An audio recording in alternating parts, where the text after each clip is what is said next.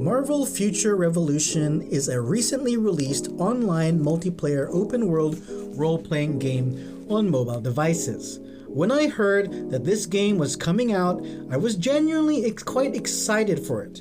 I haven't experienced an open-world RPG Marvel game on mobile devices yet, so it was intriguing at the very least. I have currently put 24 hours of gameplay time into this game, and here is my first impression on the game. What is up, my dwellers of the interwebs? It's your vampiric VTuber host Sorasyn, and welcome to my channel. Marvel Future Revolution's plot is set around the premise that the multiverse has merged together into one primary Earth. There's an Asgardian region and even a region that's ruled by Hydra. I thought that considering how the movies and TV series are now touching on the multiverse, this game also was pretty relevant for what's fresh in players' minds when they think about Marvel. Getting to see and explore these various locations was quite a visual treat, and definitely was a pretty positive aspect of the game. And because the game revolves around the multiverse, it also gives relevance as to why there's a ton of your chosen characters running around the home base and the world itself. It also opens up a large amount of costume possibilities, which I will expand on later. You and your various multiverse counterparts must face the dangers ahead and try and bring balance to a very mixed up new world. There are plenty of short cutscenes and dialogue moments, but I was quite disappointed that only the first few sentences would be voice acted. Also, if you have the conversation set to auto, continue conversations, it will sometimes cut short audio dialogue early. I don't know if it's because the game is still very new or what, but if you're going to voice act the first few lines of dialogue and then stop, that seems pretty bad if you ask me. Either voice act the whole thing or don't. Don't tease me with what could be fun vocal banter, then cut it off. It's pretty jarring for immersion. Marvel Future Revolution doesn't really have much in terms of character customization when choosing your starting hero. Instead, the game relies on you to earn various costume pieces, either from grinding regions, quest rewards, or from the gacha system. Thankfully, the game does have a form of transmog system, which allows you to apply the costume skin of any piece you earn to your current armor set. So you aren't at risk of looking ridiculous at any point of the game, unless you want to. The choice is yours after all. Best of all, the transmog system doesn't have any limit or cost premium currency to use. Just choose a look you like, and as long as you've picked it up, you're ready to go. Even if you use that costume piece as an upgrade material, the skin itself is still saved into your costume wardrobe.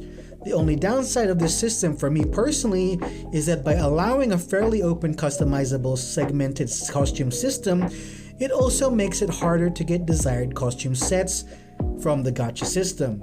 You could keep rolling the gacha and maybe only get 5-star gloves of the desired set instead of a full outfit like in other gacha games, or a higher rating. I'm not sure if you can or not get higher than 5-star items based on the gacha, or if it's upgrade based.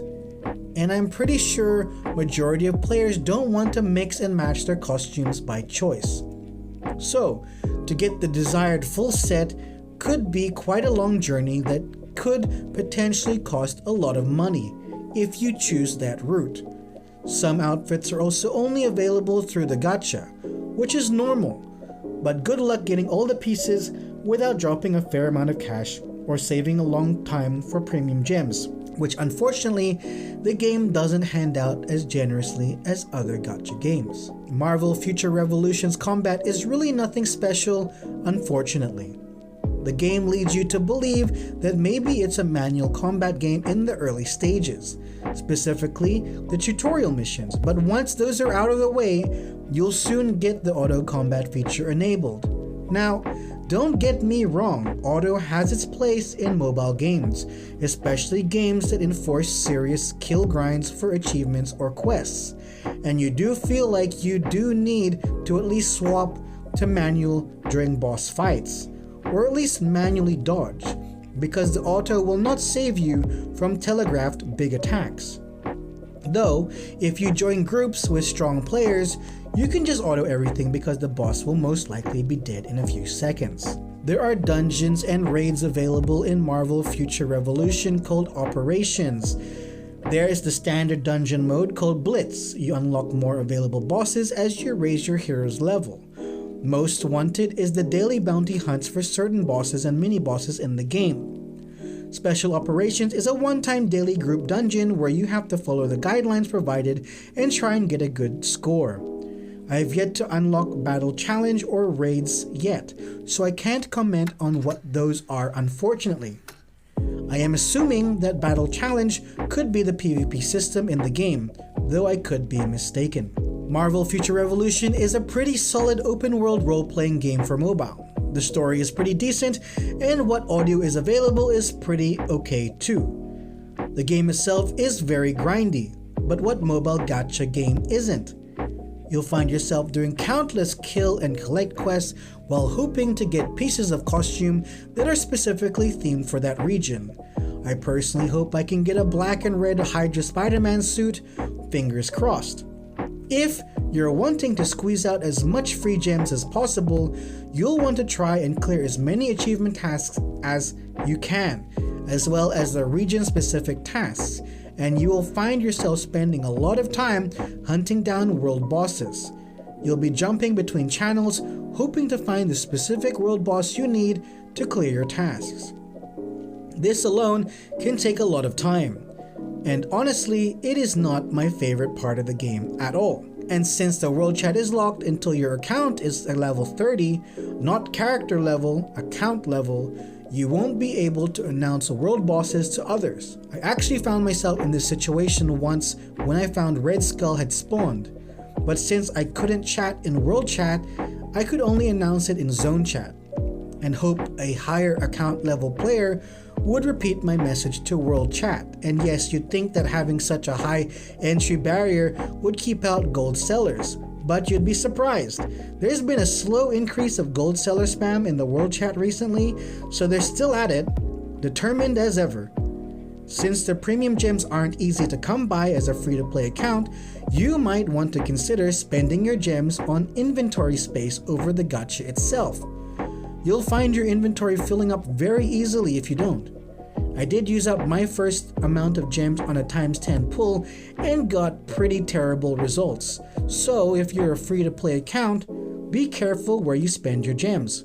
The game isn't regularly throwing them at you. The game actually encourages you to create extra heroes to play. Your account level will raise faster the more heroes you play. Your achievements are shared between all heroes played as well as rewards from events. So be careful who you accept event rewards on. You will find yourself repeating everything over and over again to get stronger overall. The graphics are absolutely stunning. I cannot complain whatsoever. The character detail is amazing to stare at. If you're going to have an auto RPG game, at least make it pretty. There's nothing more I can really say about the graphics. It will push your high-end device to the test. Actually, a nice feature the game implements is that it has an auto optimization feature which will lower frame rate and graphic settings when your phone reaches a certain temperature. You can disable this, but I wouldn't recommend it unless you stick an air cooler fan on the back of your phone. Overall, I feel that Marvel Future Revolution is a fun game, as long as you're okay with it being an autoplay game for the most part and are fine with the insane grind you'll be expected to do, especially if you want to unlock world chat at account level 30. The world boss hunting takes its toll, to be honest, and is one of the major factors for me hesitating to return to the game. It's a feature I'd be happier without.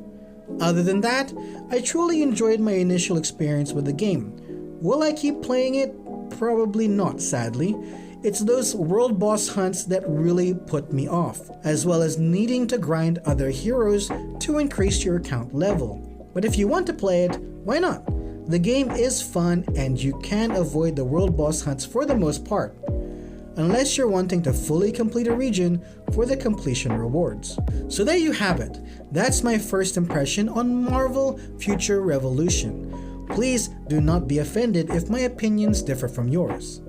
I hope you enjoyed this video. Please drop a like and subscribe if you did, and also perhaps hit that bell icon if you'd like to stay up to date on all my upcoming content. All my social links are in my description below. I'm mainly active on my Twitter, so please follow me there for the latest news regarding my channel. Until next time, take care, be safe. This is your lovely vampire VTuber Sorasyn, signing off.